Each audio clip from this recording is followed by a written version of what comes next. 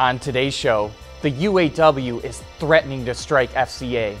Volvo says it will accept full liability if one of its autonomous cars gets in an accident, and the cost of batteries is falling fast. All that and more coming right up on Autoline Daily.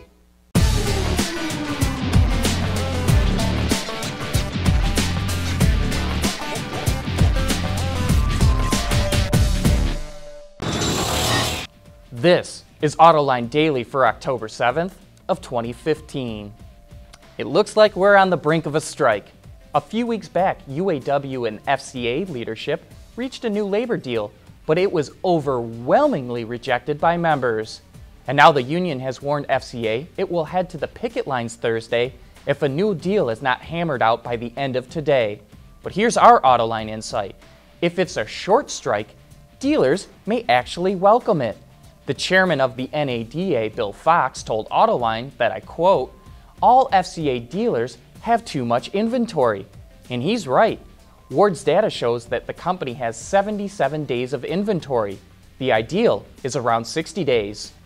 The two sides are still talking, so a strike may be avoided, but at this point it's hard to imagine FCA will offer a better deal. Looks like EV battery prices are coming down faster than anyone expected. When the Nissan Leaf came out in 2007, its batteries cost around $1,000 per kilowatt hour. Today, EV battery prices are estimated at $280. But General Motors just announced that the battery cell cost for the new Chevrolet Volt is down to only $145. And that's stunning. Here's why. The U.S. Department of Energy set a cost goal of $125 per kilowatt hour because that would be roughly the same cost as an internal combustion engine. Looks like GM and its battery supplier LG Chem are on the threshold of achieving that goal. We'll be back with more right after this. Autoline Daily is brought to you by Bridgestone Tires, your journey, our passion, Dow Automotive Systems, breakthrough technologies for lightweight vehicles, and by Pure Michigan, leading the automotive world in intelligent connected vehicles. We run on brain power. Well, it looks like Volvo must have a lot of trust in its autonomous driving technology, because the automaker just announced that it will accept full legal liability whenever one of its vehicles is in self-driving mode, unless, that is, the vehicle has been compromised by a hacker, which it views as a criminal offense. Volvo's president and CEO, Håkan Samuelsson, added that the U.S. needs to establish a national framework for regulation and testing as not to slow things down by making it extremely difficult for car makers to test, develop, and sell autonomous cars. He also says a patchwork of varying state laws and regulations would be a mistake. Last week we showed you that red cars are starting to make a little bit of a comeback. And now paint supplier PPG tells Autoline that orange and blue cars will start to become more prominent in the 2016 to 2017 timeframe. The orange cars will be brighter with a copper influence, while the blue cars will be more like a gunmetal. PPG says we'll see more layered and tinted paints. That's where automakers use a metallic base coat and layer that with a slightly tinted clear coat. By adding a little bit of color to the clear coat, the paint job looks brighter, or to use the proper term, more chromatic. Even so, white remains the most popular color. In the US market alone, there are 30 versions of white, and white is offered on every single model sold in the market. Hey, don't forget to join us for Autoline After Hours this Thursday. Our special guest is Mike O'Brien, the head of corporate and product planning at Hyundai Motor America. So if you want to learn more about Hyundai's vehicles, this is your chance.